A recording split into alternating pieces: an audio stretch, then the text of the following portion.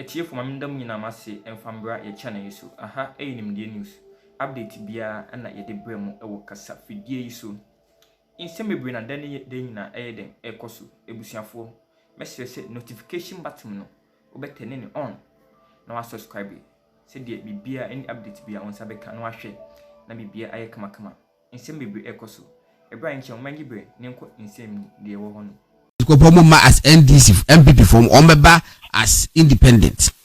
Agyemang also an independent member. One also say so about Parliamentary based on file of nominations at the ECT. Ombeba Parliament be next one no Oba as member of MPP and then NDC needs about concern also Eddie Aye. Eba ye no nkofo nyan e ka say how reduce ko kan watermale say omoba NDC ba be majority. Emma NDC MPP ba ko minority. Ko force any legal legs bia was so be illegal gymnastics.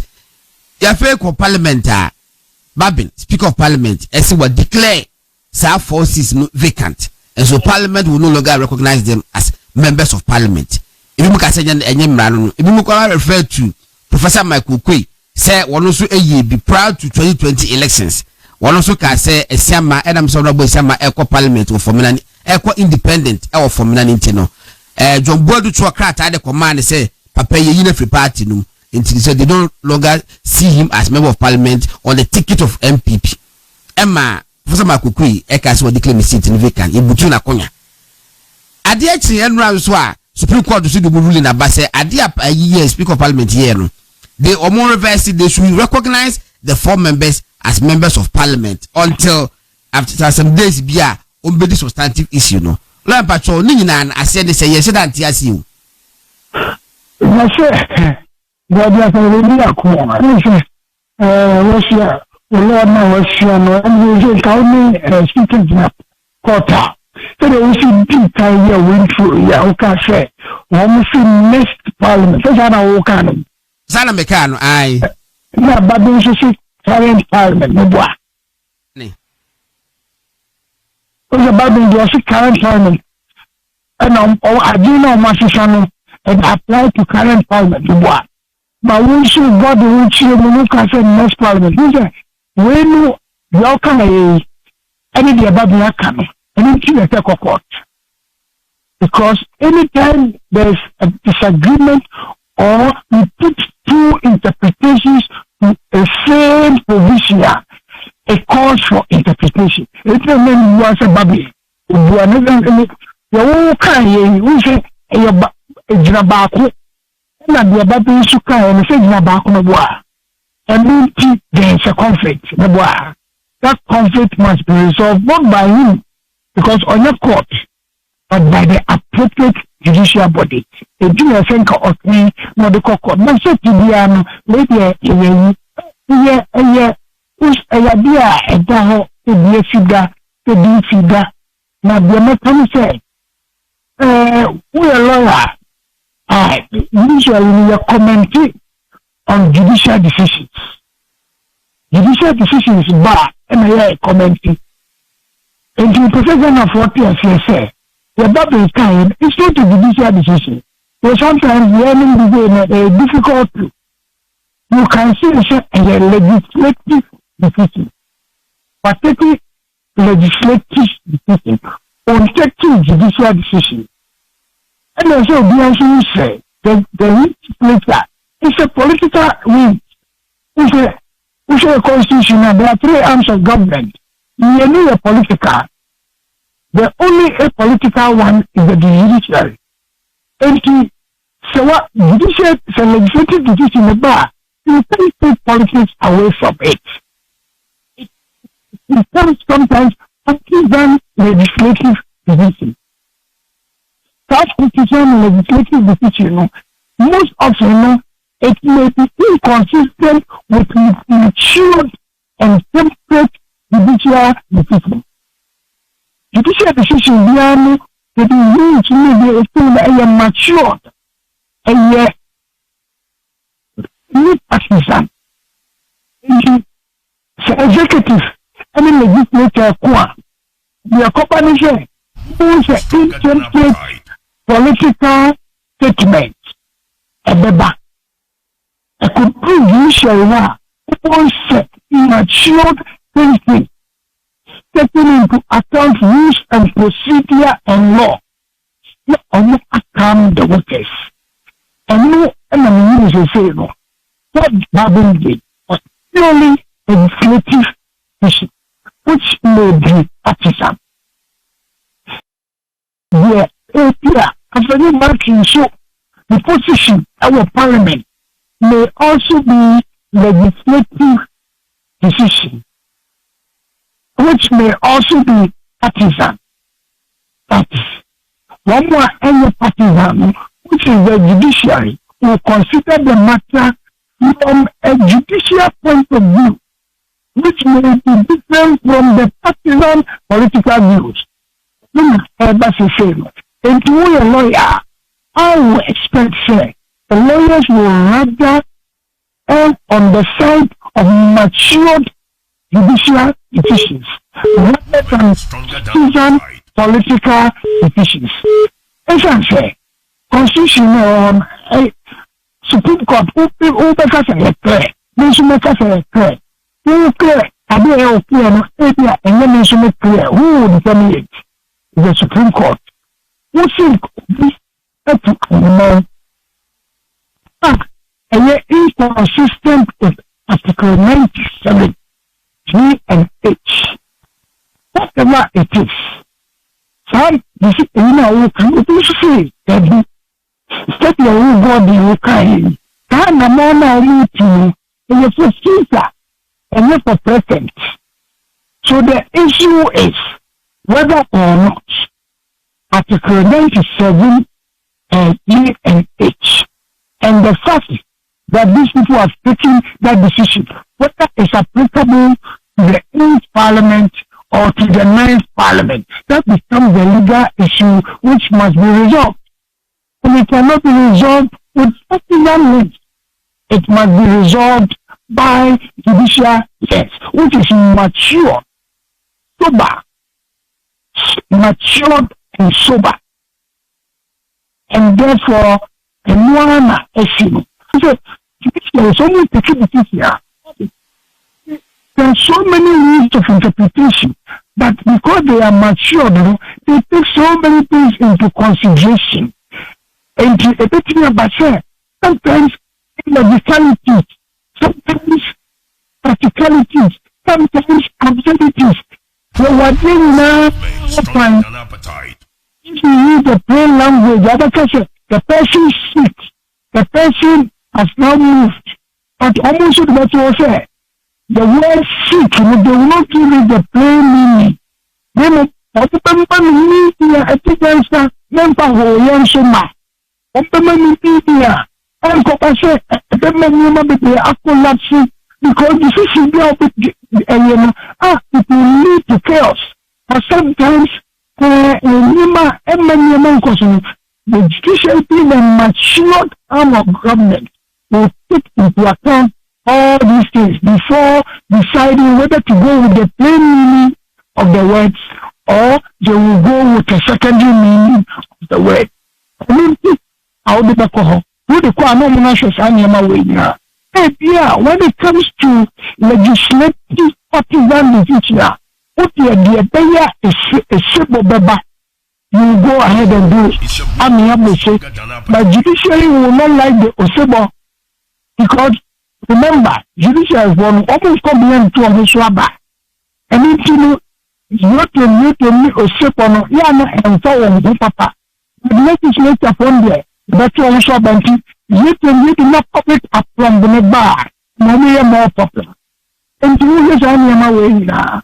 And this is how I see it. And you know about the understanding of the Constitution is on the legislative arm and where we preside. Now, let me be a judicial. Being a lawyer, I will prefer the judicial side because women are more mature and they will consider so many other things before they come to stronger than I disagree with you, Kakrebi. Say, who you prefer? I'm not sure it's about preference. It's about who has the mandate when the one mandate ni say obe declare seat vacant. I'm told to say high court pay and the one Ghana obe declare seat vacant. It's about choice. About preference. And then between legislature and judiciary, which of the arms hold sway when it comes to a legal issue? I jump to them. Honor made also the catcher say, you one article, enemy, the church, this one, if the friend of me also one article constitution, the becomes Kabaku, a friend of neighbor, and if I could 97, who now interpreting the which is legislative decision. Now, Supreme Court, the Supreme Court now, as we have it, in that of the legislature, I prefer the legislature, the judicial, because women vote me. All yes, had the 97% of custom because we share money, the Constitution must be read as a whole. And he Otusana Mono, the center of show for all judicial. It's the only judicial power and keep one share Article 99. Again, the only judicial power and keep one share Article 99. Because Senate or the exercising judicial power to do Article 99. We say, what is the nation of Kenya of members of parliament? It is only the High Court.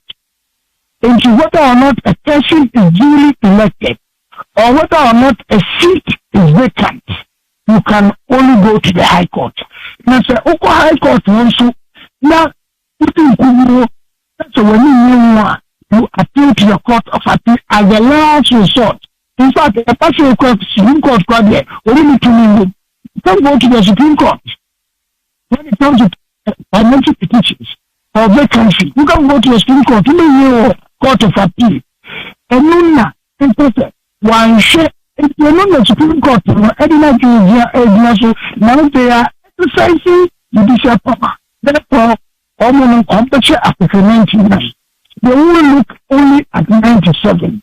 They will do matured review of the entirety of the Constitution and come out with a ruling, which may be inconsistent with the partisan legislative ruling.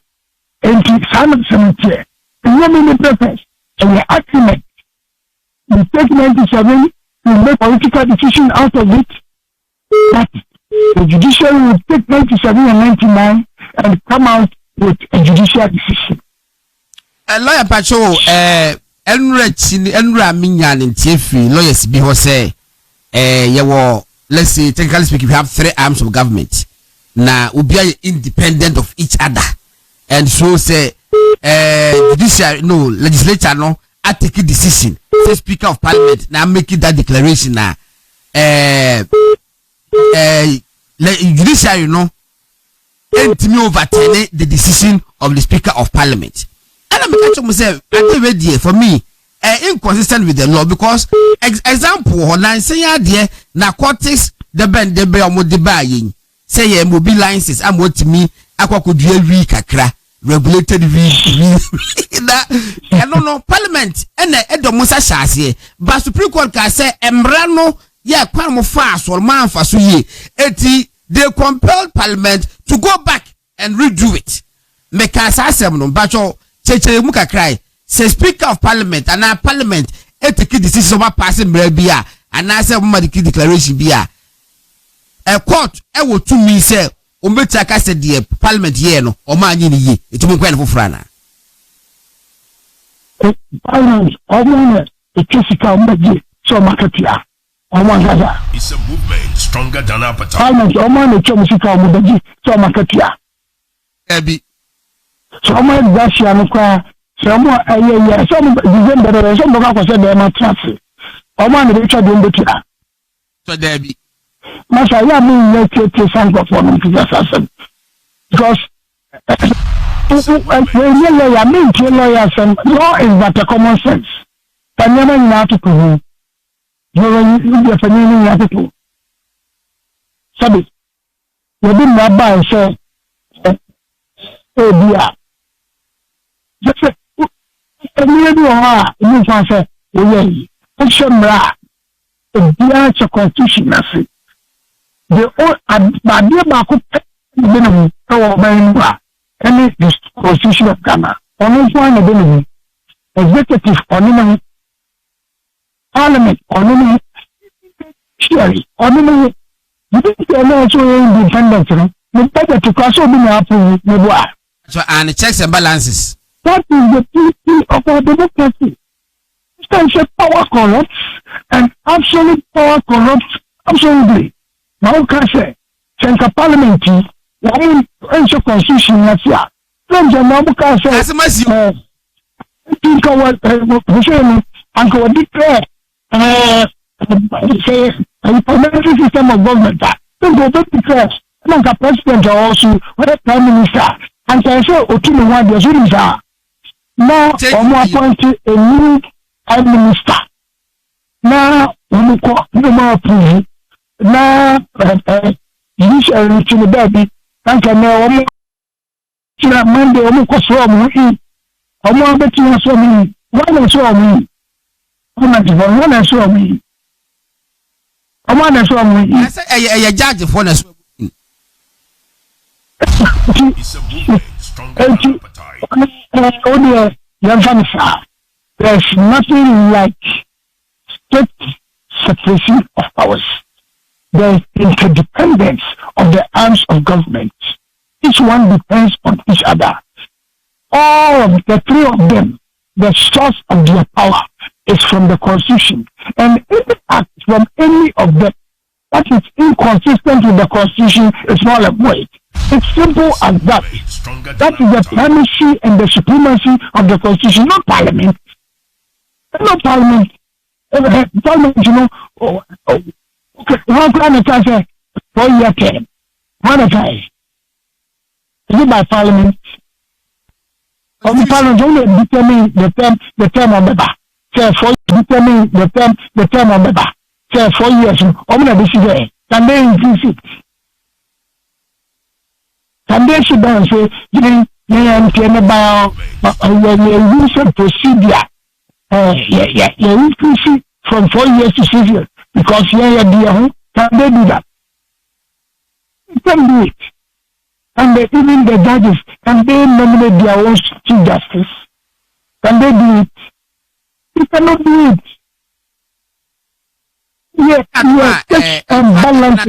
Say, Omukotinasi or Parliament. Na NDC for kase omo is change na mbako kutam majority side na MPP for enquatan minority side da. Will you be surprised? Yeah, say, when it comes to people taking part in one legislative, but the unfortunate thing is almost answer nobody wants to bring for. That is the unfortunate thing.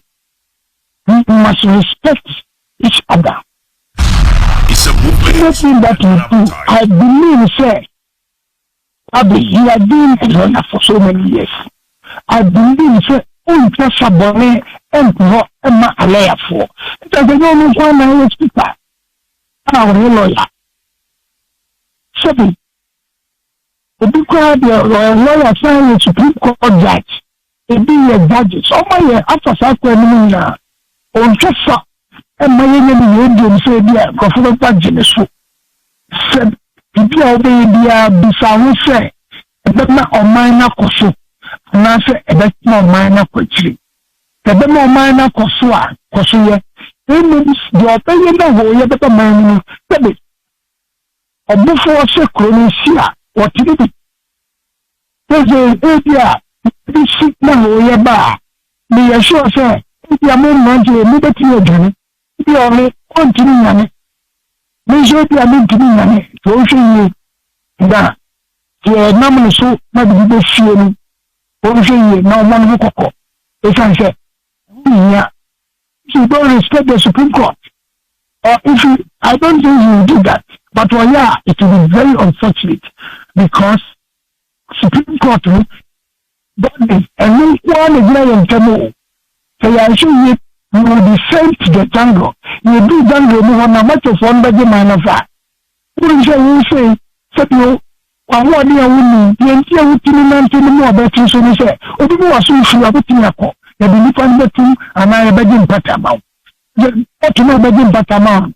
So anywhere, as I want to see about you, as you are so free, you are here on the back. Let us respect judicial decisions.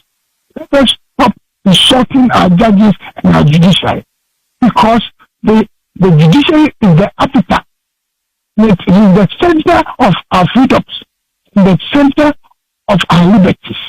So you see, when I make a war, a better political football game between the executive and the legislature. The opposite, the only supporters the diplomacy. The if you only support not a court in you or the Diamawa.